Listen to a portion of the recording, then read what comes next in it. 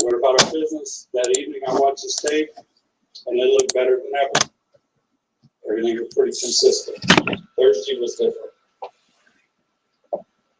We had our work as a team. He had his workout. I sat down to watch the film. As I'm watching the film, that day, there was something different about the workout. During the workout, he sent me a signal to the film. Hey, we're number one. You can take it that way. I took it as I'm ready to play, coach. Okay. So I was heading home that night. I texted him. I said, hey, the workout looked great today, and oh, by the way, I got the signal. And I said, I will see you tomorrow morning at 9 o'clock. I want to watch your workout tomorrow. So let me get through with the team in the morning. I'm coming to watch. So we had our meeting Friday morning. Greek and I walked over to the bubble, walked in, and they were through. And they were supposed to start at 9, but they were already through. So I walked in the bubble and I looked at all of them and I said, hey, what's the deal here? I was supposed to watch you guys at 9. And his 3 buddies, they kind of tiptoed out of the bubble because they knew something was fixing to take place here. But they all said, coach, he said we're starting at 8. So they were 3.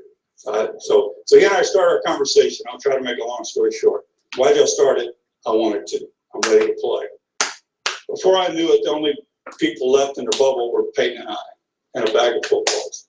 For 5 minutes, I proceeded to tell them what I thought was going on with their team and where we were at. For the next 25 minutes, Peyton proceeded to tell me where he was, what he thought our team could do, and that he was ready to lead our team in that direction. And he was right. He was right. And what he proceeded to do over the course of the next month, in leading these players, this football team, and the coaches, and push everybody, was the difference in how we ended up as a football team. So I have the utmost respect for what you did, the utmost respect. And on behalf of myself, the coaches, the players, everybody in this organization, thanks for doing it. I know it was tough, and you were special along the way. So it was only 9 months for me, but I'll remember it for a lifetime. I love you, bud. I wish you the best. Okay, great job. I think we're going to watch a film. Okay. On March 20th, 2012, one of the most successful periods in the history of the Denver Broncos began when Peyton Manning became the team's quarterback. Away we go with the Manning era in Denver. During Manning's record-setting time in Denver, no team achieved more wins than the Broncos, who earned 4 consecutive AFC West divisional titles, 2 AFC championships, and a win in Super Bowl 50. On the field and in the community, Peyton Manning has had an immeasurable impact on the Broncos through his leadership, integrity, and high standards in all that he did. With incredible determination. Let's quit waiting for the 3rd series, right? Let's go. Sense of urgency from here on out, right? Let's go. Keep making plays. Let's go. Manning made a remarkable return from injury in 2012 as the NFL's comeback player of the year and runner-up for league MVP in his first season as a Bronco. A year later, Manning threw for the most touchdowns and yards of any player in NFL history. Peyton Manning's 51st touchdown pass of the year and a beauty to Julius Thomas. Peyton still has the football. Can you believe it? Peyton Manning runs it in for the touchdown. With his MVP performance, Manning directed the highest-scoring offense in NFL history. And for Manning, 7 touchdown passes. He's the 6th man in NFL history that throws 7 in a game, propelling the Broncos to their first Super Bowl appearance in 15 years. Manning became the NFL's all-time leader in touchdown passes in 2014. Peyton Manning now has more touchdown passes than any other player in NFL history. A year that saw him earn his 14th Pro Bowl selection. No player in NFL history has more. In 2015, Manning persevered through injury. I'm not much for speeches, right? Becoming the first quarterback in NFL history to start for 2 Super Bowl champion teams. The Denver Broncos are world champions. They have just won Super Bowl 50, and the Lombardi Trophy is coming home to the Mile High City. As a player, Manning's preparation, leadership, and even his sense of humor earned him the respect of teammates and coaches. I've had a lot of people ask what Omaha means, and it's Omaha is a run play, but it could be a pass play or a play action pass, depending on a couple things: the wind, which way we're going, quarter, and the jerseys that we're wearing. So it varies. As a person, Manning furthered his reputation as one of the great ambassadors the world of sports has ever seen. Through his community work in Denver, his countless examples of outreach as a Bronco made an unbelievable difference in the lives of so many.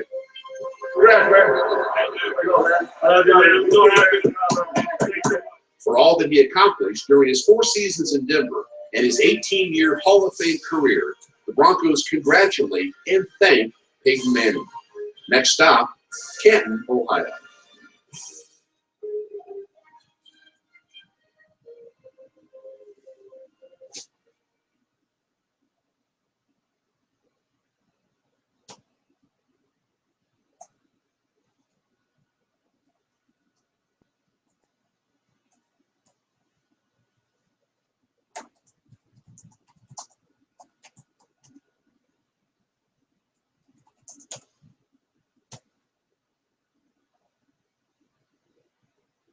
Next stop, Canton, Ohio.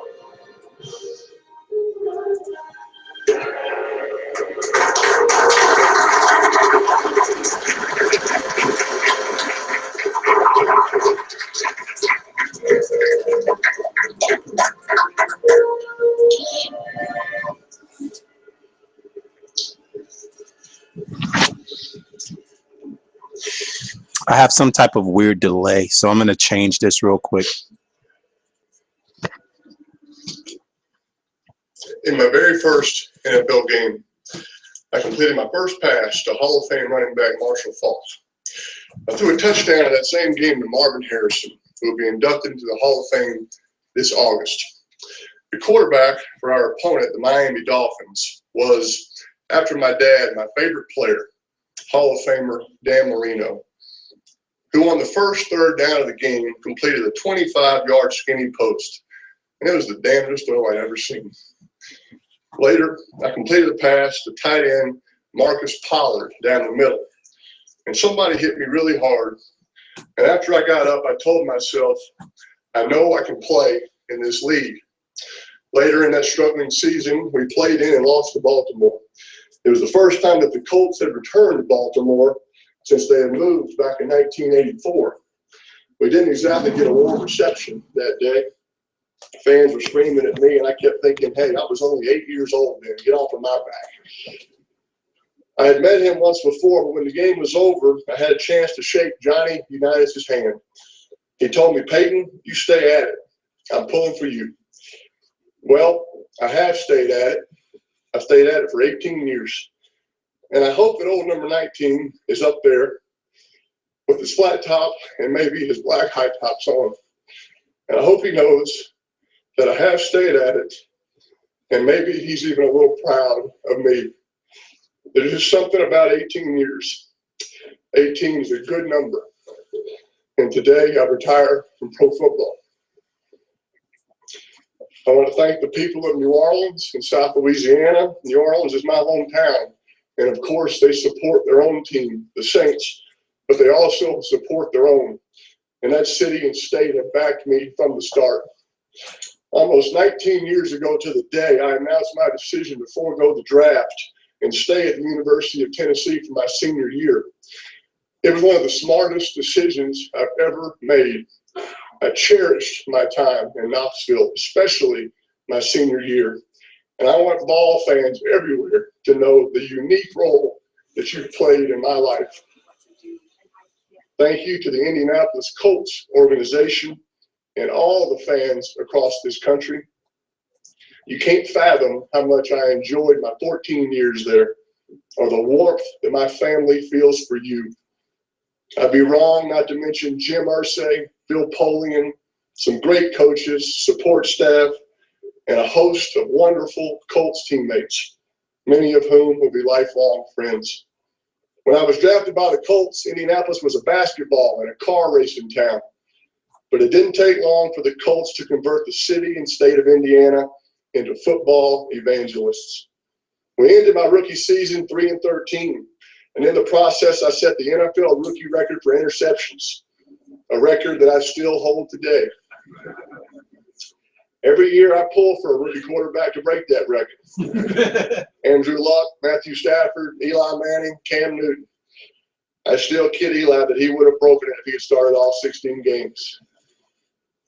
In the beginning of my time in Indy, the team's struggles were agonizing. My grandfather would call me weekly to ask if his favorite announcers, John Madden and Pat Summerall, would be broadcasting our game. Pawpaw, I'd say, we're only 2-8 right now. We're playing the 3-7 Bengals. Madden and Summerall don't broadcast those kinds of games. Fast forward to my second year when we'd gotten things going a little bit. We were playing the Dallas Cowboys, including Troy Aikman, Emmitt Smith, Michael Irvin, and Deion Sanders. I called Pawpaw. Guess what? Madden and Summerall were broadcasting the game. He said, I can't believe it. He was elated. He was very proud. And we beat the Cowboys that week. And we let the world know that the Colts had arrived. Make no mistake about it. We were coming. And we went on to do some phenomenal things, like winning at least 12 games 7 years in a row. And of course, winning Super Bowl 41. And I was truly honored and proud to be a part of it. There's a saying that goes, treat a man as he is, and he will remain as he is. Treat a man as he could be, and he will become what he should be. When I visited Denver 4 years ago, if John Elway had sat me down and said, Peyton, here's what we're going to do.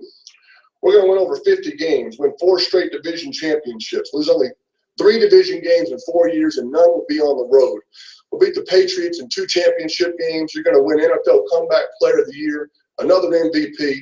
Your offense will set single-season passing records. You'll break a couple more all-time records, and we'll go to a couple of Super Bowls. I think I would have taken that deal. John, you did tell me that, didn't you? Grateful is the word that comes to my mind when thinking of the Denver Broncos. I want to thank Pat Bowlen and his family, Joe Ellis, John Elway, John Fox, Gary Kubiak, and their staffs and all the support people in this great organization. To all of my Denver teammates, thank you for what you've done for this old quarterback. And of course, my gratitude to the Broncos fans everywhere. Over my NFL career, I've had 5 head coaches who helped me become better at my craft and helped me become a better human being. Jim Mora, Tony Dungy, Jim Caldwell, John Fox, Gary Kubiak. While I've obviously changed teams, I've had the same football representation for almost 2 decades. I owe Tom Condon many thanks. He has represented me with class at every juncture, and he'll always be a great friend. I want to thank a tremendous group of friends who have supported my football career and been at my side at games from high school to Tennessee, Indy, and through that incredible Broncos Super Bowl win last month. You know who you are and what you mean to me. And there is no way to measure or properly express what a family like mine can mean. Mom, Dad, Cooper, Eli, extended family, you are the best. And Ashley, your support is as potent a motivator as any man can have. Ashley's and my kids, Marshall and Mosley, have only been around for a couple of years, but they have changed my life forever. A week before the Super Bowl, our daughter Mosley asked me, Daddy, is this the last game? Yes, Mosley, it's the last game of the season. I sure do want you to win that trophy. I do too, Mosley. And that's what we're going to try to do. Then she asked, Daddy, is this the last game ever? And that's just when I shook my head in amazement, because I was thinking Morton Adam Schefter had gotten to my 5-year-old daughter to cultivate a new source.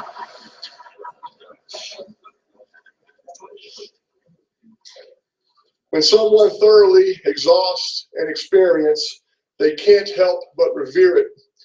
I revere football. I love the game. So you don't have to wonder if I'll miss it. Absolutely. Absolutely, I will. Our children are small now, but as they grow up, we're going to teach them to enjoy the little things in life, because one day they'll look back and discover that those really were the big things. So here are the seemingly little things that when I look into my rearview mirror have grown much bigger. I'm going to miss a steak dinner at St. Elmo's in Indianapolis after a win. My battles with players named Lynch, Lewis, Thomas, Bruschi, Fletcher, Dawkins, Sayal, Urlacher, Palomalu, Harrison, Woodson, and Reed. And with coaches like Fisher, Ryan, Belichick, Kiffin, Phillips, Rivera, LeBeau, Cornell, Capers, Lewis, the late Jim Johnson, and so many more. I always felt like I was kind of playing against that middle linebacker, or that safety, or that defensive coach. I miss figuring out blitzes with Jeff Saturday, Reggie sitting on top of the bench next to me, and perfecting a fake handoff to Edgerrin James. I miss Demaryius Thomas telling me that he loved me and thanking me for coming to Denver after every touchdown I threw to him. I miss putting in a play with Tom Moore and Adam Gase that ends in a touchdown on Sunday. On Fridays, I'll miss picking out the game balls with my equipment guys. And talking football with the broadcast crews before the game, and afterwards I'll miss recapping the game with my dad and checking to see if the Giants won and calling Eli as we're both on our team buses. I miss that handshake with Tom Brady, and I miss the plane rides after a big win with 53 teammates standing in the aisles, laughing and celebrating during the whole flight. I miss playing in front of so many great fans, both at home and on the road. And I'll even miss the Patriot fans in Foxborough. And they should miss me because they sure did get a lot of wins off of me. And this is important. Football fans everywhere need to know how much they've meant to me over the years. Fans, you are at the core of what makes this game remarkable. I've received more letters from you than I can count. Fan letters that have touched me, made me think, laugh, and moved me to act. I've learned a lot through my mistakes, stumbles, and losses in football. I've also learned this game is a mighty platform that has given me a voice that can echo well beyond the game. Football has taught me not to be led by obstructions and setbacks, but instead to be led by dreams. Due to some good genes, I'm smart enough to know that those lessons can enrich who I am and where I go from here. I'm totally convinced that the end of my football career is just the beginning of something I haven't even discovered yet. Life is not shrinking for me. It's morphing into a whole new world of possibilities. Pundits will speculate that my effort and drive over the past 18 years were about mastery and about working to master every aspect of the NFL game. Well, don't believe them, because every moment, every drop of sweat, every bleary-eyed night of preparation, every note I took, and every frame of film I watched was about one thing: reverence for this game. When I look back on my NFL career, I'll know without a doubt that I gave everything I had to help my teams walk away with a win. There were other players who were more talented, but there was no one who could out-prepare me. And because of that, I have no regrets. There's a scripture reading, 2 Timothy 4:7. I have fought the good fight, and I have finished the race. I have kept the faith. Well, I fought a good fight. I've finished my football race. And after 18 years, it's time. God bless all of you, and God bless football.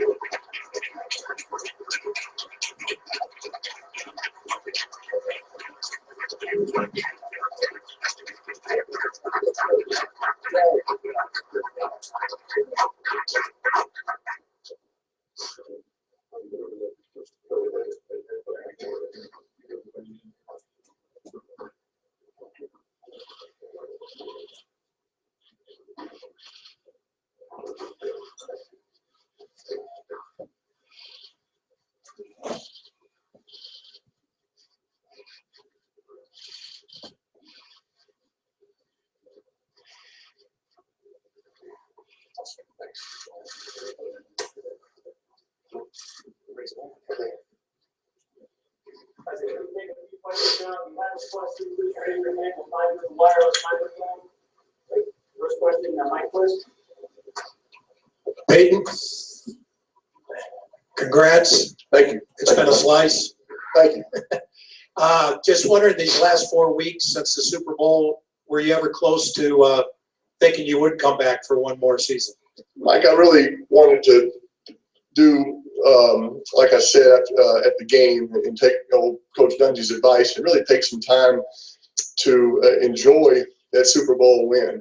I was telling somebody, I played 18 years, but this was the second off season that I could start in a good mood after winning the world championship. And I know how hard it is to win that world championship. I know how hard it is to get there. I know how hard it is to win a game. So I really wanted to take some time and enjoy that. Went on family vacation, went hunting with my old teammate Jeff Saturday, and really just had some great time to reflect on this past season and all that Coach Kubiak mentioned that we had been through and I'd gone through on the field. And so I really took some time to do that. But I thought about it a lot, prayed about it a lot, and like I said earlier, it was just the right time. And maybe I don't throw as good or run as good as I used to, but I've always had good timing. And I think that's the true case in this sense. Hey, Peyton, congratulations.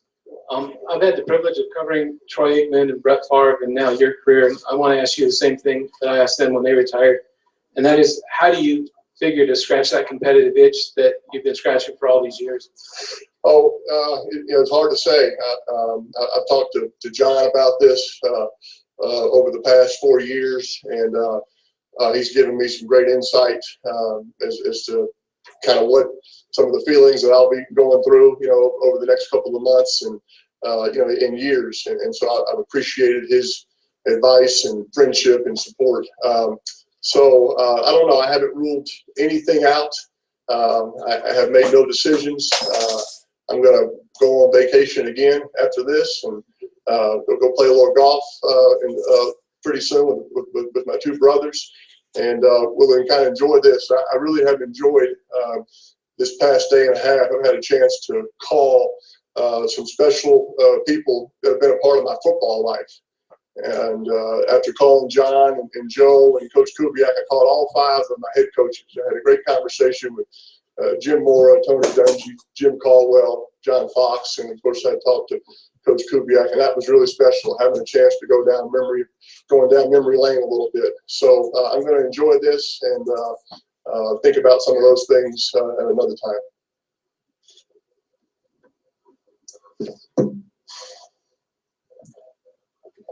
Peyton, going through what you did this season, how much did it, I don't want to say bring your career full circle, but I know it was hard, as Gary talked about.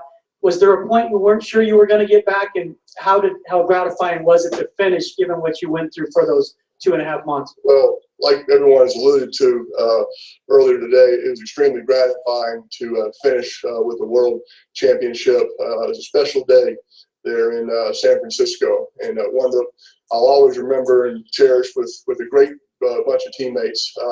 There's no question this was a unique season, and it had plenty of ups and downs, but those conversations, those open and honest conversations with Coach Kubiak were important and helpful, and they were two-way, and that was important. And like I said earlier, during the Super Bowl week, I never assumed anything. I never said this is going to be it, or I'm never going to play again, or I'm not going to get healthy.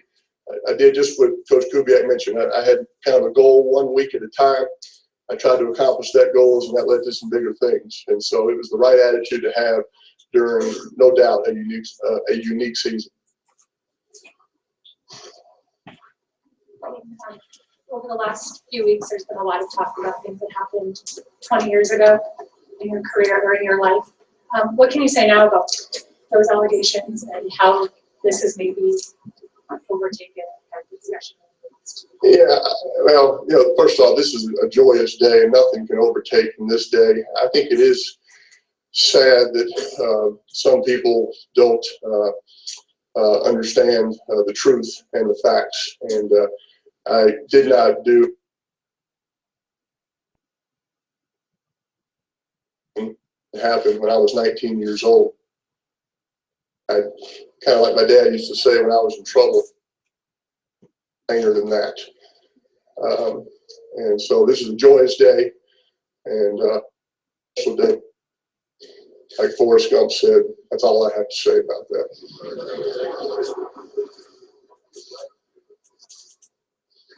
4 years ago, you needed to start the second chapter. To that first call from the Broncos. I think it was important. Old Elway always had pretty good timing as well, and it was the first call he and John Fox made to me, and it was a difficult day. Just going through that press conference in Indianapolis, which I think 4 years ago today. Old Foxy and John called, and with Foxy, of course, it's a fun conversation. It's upbeat. It kind of got me in a good mood again. And then John got on and just said, "Hey, when you're ready, we'd love for you to come out there." And I think that probably was as important as anything. That John kind of mentioned recruiting me, but it was not a hey, we have to know something tonight, or hey, you're hanging us out here. It was just, when I came out to Denver, John said, John understood what I was feeling, that it was a gut-wrenching time. And he played a long time, and he, of course, played for the same franchise his whole career, but he understood it. And so it was good to have a guy to talk to. And the fact that they weren't pushing me and weren't giving me a deadline, that made a big difference. Allowed me to take some time and think about finding the right place for me. And I couldn't have made a better decision coming out to play these last 4 years in Denver.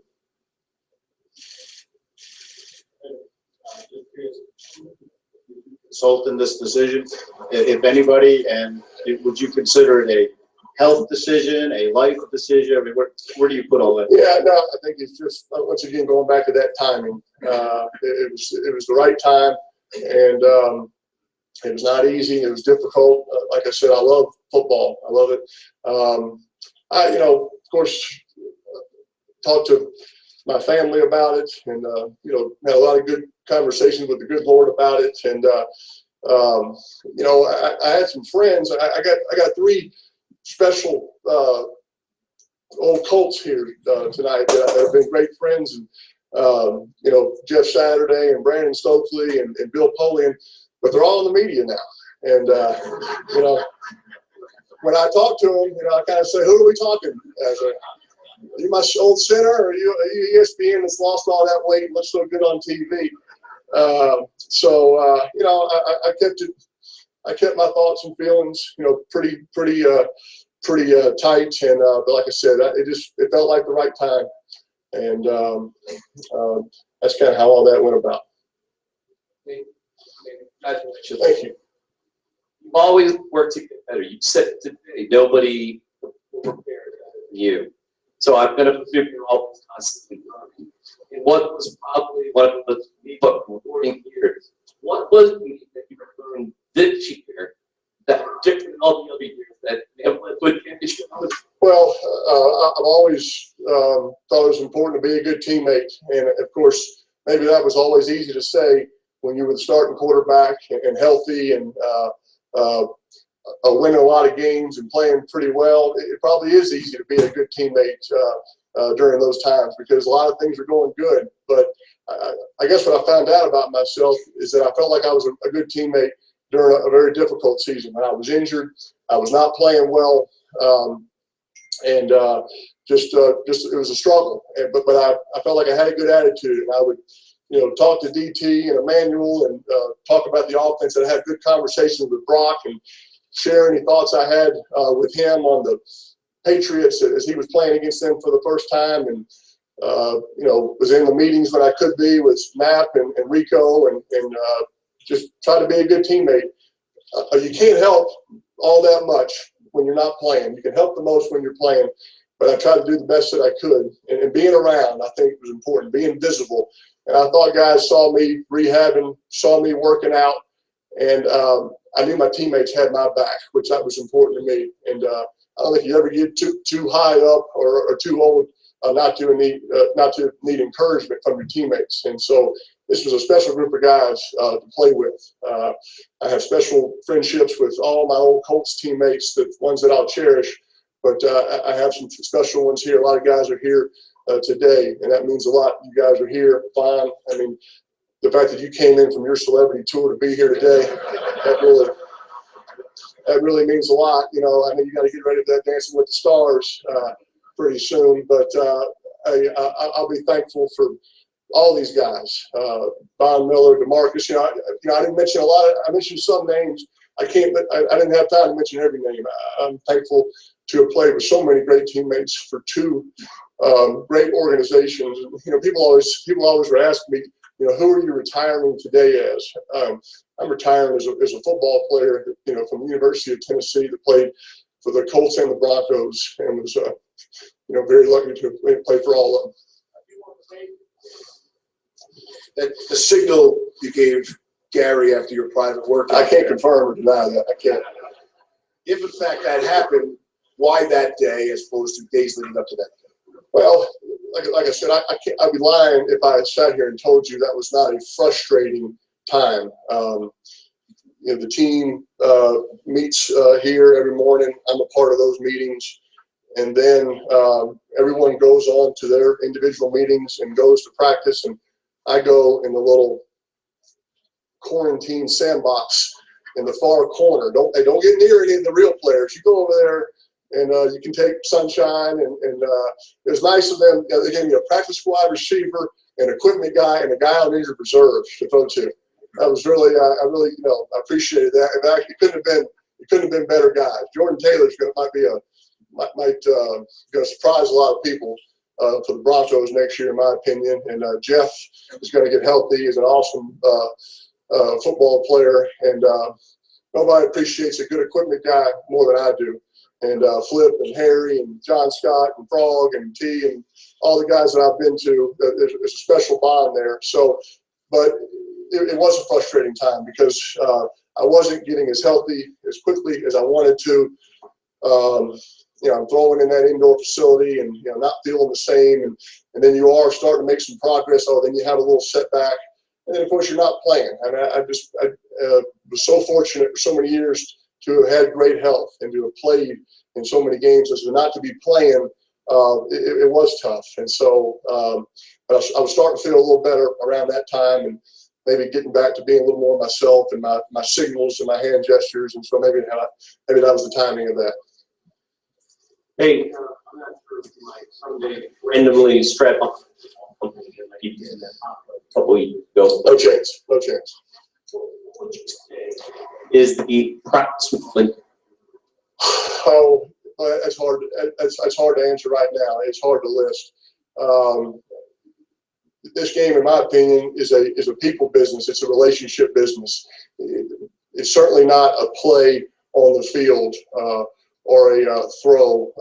It's none of that. It's moments. You know, obviously, having my family and being able to hold my kids a month ago with that Super Bowl trophy, it was one that you'll always remember. But I mentioned a lot of those memories today of small moments that have been a huge part of my career. And I mentioned some names. I mean, there's so many other players that I played against that I have so much respect for. All those players are all old and retired. Woodson was the last one. He's going out with me. With the rest of them, you know, like Lynch, are kind of from the old school. And so I kind of picked some of those names. And coaches, there's so many more of those. But those guys, no offense, Wade, were kind of up in age as well that I mentioned. And that's kind of how that list came about. And I got great respect for the game. And I'm just grateful for the relationships and the friendships that I've formed in the 18 years I played. Congratulations. Thank you. Thank you, Will. Go Big Orange. Thanks. You've revolutionized the position. I wonder if you can go back to, was that by design? And secondly, how meaningful is it that you are now and your family is working with so many guys that have become quarterbacks in the National Football League, and the effect and footprint that will have on the future of the game? Well, certainly I'm a fan of quarterbacks, and I mentioned Marino and my thoughts on, you know, John Elway growing up and Aikman. And like I said, I don't want to get into the list, but I love quarterbacks, and our football passing academy has been a great way for me and Eli and my dad to stay connected with the college quarterbacks that are getting ready to go play pro ball, and also try to help some high school quarterbacks learn a little bit more about the position. I'm grateful for that, and I forgot the first part of your question. Oh, yeah, I don't know. I can't answer that myself. I'm grateful for John's words and some other nice things that have been said this past day and a half. I'm very grateful. I studied hard at the game and prepared hard. And I guess I found out early, as a coach told me, that I could process a lot of information and make really fast decisions. He shared that with me, and maybe he said maybe that's not totally normal, if you will. And so that, I think, allowed coaches to put a lot of things on my plate and trust me. I never abused that trust, Woody. Mentioned Tom Moore and Adam and Rico. I never abused the trust that they would put in me to change a play and to try to improve our offensive chances of success on that play. So I felt like I earned that trust, and I worked hard to keep that trust, but I never took advantage of it. And but it was a fun way to play quarterback. It really was. And but I had great coaches and players. It wouldn't have been possible without that. So Omaha.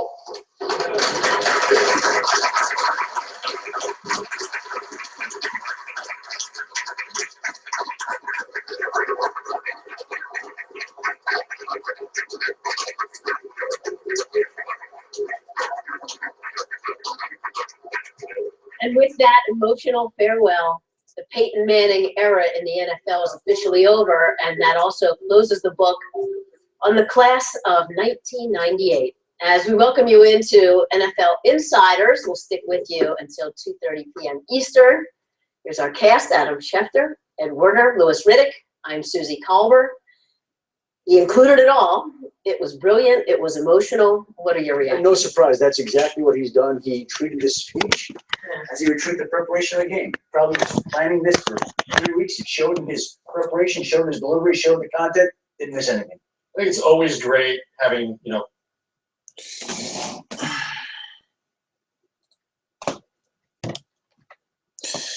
All right, so that ends the Peyton Manning speech, guys. There's a lot of fucking news coming out today, including the fact that we just cut Brent Grimes and we're looking to trade for Byron Maxwell. I got a lot of shit going on that's I'm getting ready to make videos about. So stay tuned. If you're not subscribed to the channel, make sure that you stay tuned. There was a little bit of like, for some reason, the stream that I was using, the audio was a little bit behind from the video. So I'm probably going to upload the video to my channel from another recording that I did on my satellite and upload that to the channel. But one hell of a speech from an emotional Peyton Manning, definitely one of the greatest regular season quarterbacks of all time. And I've got a couple videos that I want to make about that as well. Anyway, man, I will talk to you guys next time. Like I said, there's a lot to talk about today. Of course, teams can officially start signing free agents as of 3/9. So 3/9, they can start signing players. I think they're starting to reach out to players right now. I made a video about Lamar Miller earlier. If you didn't get to check out that video, make sure you go ahead and check out that video. Yeah. All right. Hold on. If you did not get to check out that video, make sure that you check out that video. Should the Miami Dolphins sign and re-sign Lamar Miller? In my opinion, that answer is an absolute no. But I want to hear what you guys think. Anyway, I will talk to you guys next time. make sure you subscribe to the channel. Deuces.